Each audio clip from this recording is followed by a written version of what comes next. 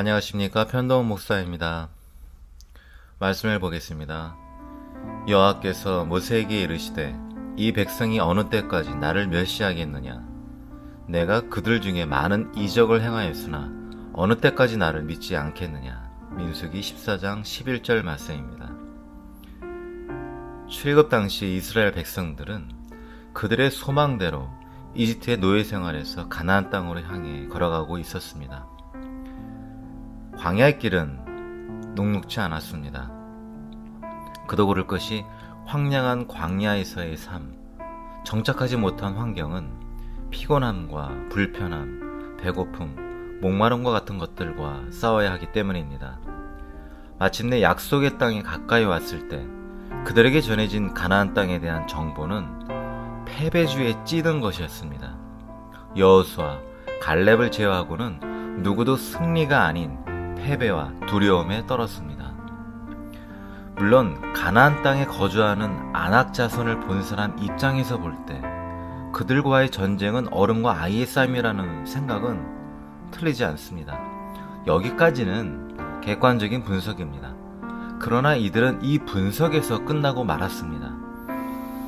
그들에게는 하나님께서 그들과 함께 하신다는 생각 자체를 하지 않았던 것입니다.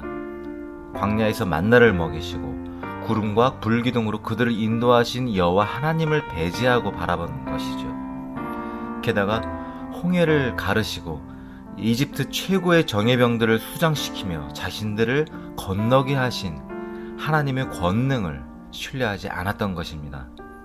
이것이 그들에게 믿음이 없다는 것을 스스로 증명한 것이 되었습니다. 하나님을 완전히 배제해버린 것이죠. 우리는 어떠한지요? 영원한 나라, 새하늘과 새 땅을 소망하며 걸어가는 우리도 이스라엘과 비슷한 삶을 살아갈 때가 많습니다. 사람은 인생의 여정 속에서 많은 실패와 아픔, 두려움을 경험하게 됩니다. 사실 패배주의는 누구나 가지고 있는 속성이기도 하지요. 단지 정도의 차이만 있을 뿐 사람들의 어두운 면이기도 합니다. 어린 아이들의 꿈을 들어보면 밝고 희망적이라는 것을 느끼게 됩니다. 사내 아이들의 장래 희망을 들어보면 자신들이 볼 때 멋져 보이는 직업을 조금의 망설임 없이 외치죠. 그런데 시간이 흘러 좀 더 성장해서부터는 자신감이 있던 외침이 점점 사라지는 모습을 보게 됩니다. 그리고 고등학교를 다닐 정도의 나이를 먹으면 꿈 자체가 없어지고 마는 학생들도 많이 생겨납니다. 머리로는 좋은 직업과 멋진 미래의 모습이 싫지는 않죠. 그러나 자신을 객관적으로 바라보니 가당치도 않다는 것입니다. 물론 현실의 상황과 객관적인 나 자신에 대한 분석과 판단은 지혜로운 것입니다. 그러나 객관적이며 부정적인 분석만으로 결론에 도달하고 마치게 된다면 그는 이미 실패자의 길을 걷고 있는 것과 별반 다를 것이 없습니다. 패배주의에 사로잡힌 사람은 인생의 여정에서 그 어느 것도 이룰 수 없기 때문입니다. 머릿속으로 계산하고 결말이 나는데 무엇을 행할 수 있겠습니까? 믿는 자와 믿지 않는 자와의 차이점은 바로 이러한 것입니다. 바꿔 말한다면 두려워하느냐, 두려워하지 않느냐의 차이입니다. 말씀을 보겠습니다. 그러나 두려워하는 자들과 믿지 아니하는 자들과 흉악한 자들과 살인자들과 음행하는 자들과 점술가들과 우상 숭배자들과 거짓말하는 모든 자들은 불과 유황으로 타는 못에 던져지리니 이것이 둘째 사망이라. 요한계시록 21장 8절 말씀입니다. 두려움이라는 것은 곧 불신앙이며 믿음이 없는 상태입니다. 믿음이 없는 자는 구원받을 수 없습니다. 우리의 구원은 주 예수 그리스도를 따르는 믿음이기 때문입니다. 자존감이 낮은 사람들, 삶에 용기가 없는 사람들의 공통적인 특징은 두려움을 갖고 있는 것이라고 말합니다. 나는 할 수 있다라는 생각을 다른 말로 표현한다면 나는 두렵지 않다는 것과 또한 같습니다. 자신감이 없고 쉽게 포기하는 사람은 도전할 그 대상에 대해서 두려워하기 때문입니다. 순교자의 소리라는 국제 선교단체의 설립자인 루마니아 사람 리차드 범브란트 목사님은 공산 치하에서 14년 동안을 감옥에 투옥되었다고 합니다. 그는 그곳에서 예수를 부인하라는 끊임없는 고문과 지하교회에서 주님을 믿는 어떤 성도들의 이름을 말하라는 강요에 정말 시달렸습니다. 그럼에도 끝까지 그들의 협박과 고문에 굴복하지 않았습니다. 그가 감옥에서 몰래 성경을 읽으면서 알게 된 흥미로운 사실은 두려워 말라, 이 말씀이 365번이나 언급되었다는 것을 알게 되었다고 합니다.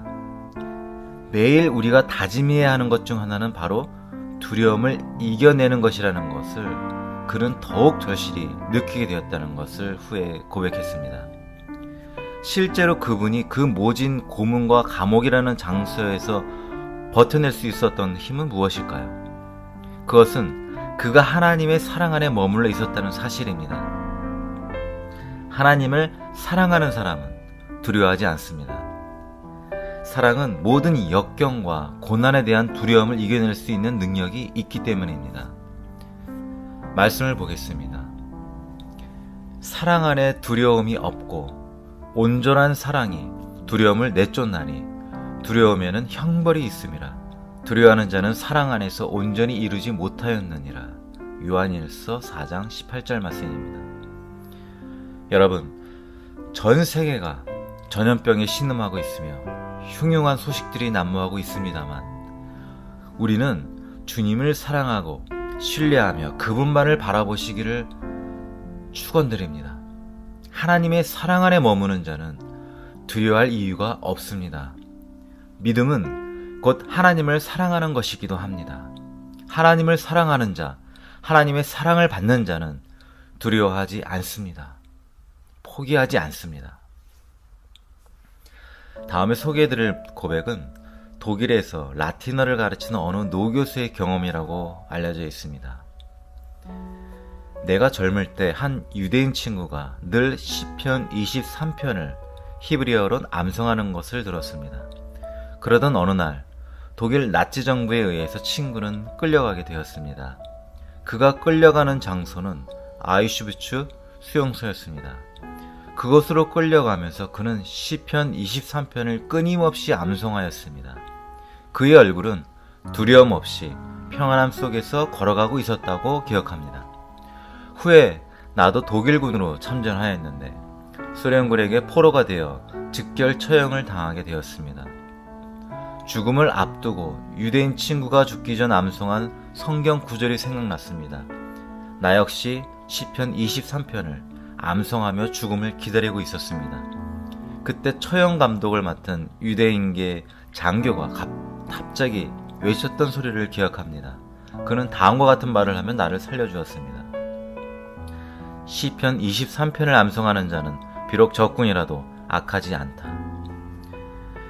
이름과 나이는 정확히 알 수 없지만 우리의 마음을 잔잔한 감동으로 채워놓기에 충분한 일화입니다.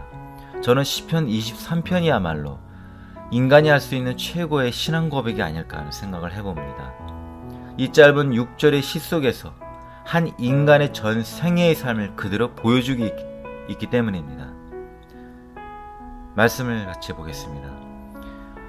여호와는 나의 목자시니 내게 부족함이 없으리로다. 그가 나를 푸른 풀밭에 누이시며 쉴만한 물가로 인도하시는도다. 내 영혼을 소생시키시고 자기 이름을 위하여 의의 길로 인도하시는도다.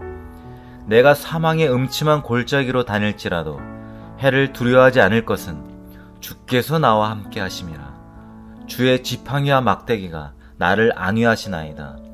주께서 내 원수의 목전에서 내게 상을 차려주시고 기름을 내 머리에 부으셨으니 내 잔이 넘치나이다. 내 평생의 선하심과 인자하심이 반드시 나를 따르리니 내가 여호와의 집에 영원히 살리로다. 시편 기자는 두렵지 않다고 고백하고 있습니다. 왜 두렵지 않다는 것일까요? 그것은 하나님께서 나와 함께 하시기 때문이라고 말합니다. 그리고 마지막 6절, 내 평생의 선하심과 인자하심이 반드시 따르리니 내가 여호와의 집에 영원히 살리로다. 이 고백은 구원받은 자의 믿음이며 주님과의 영원한 삶입니다.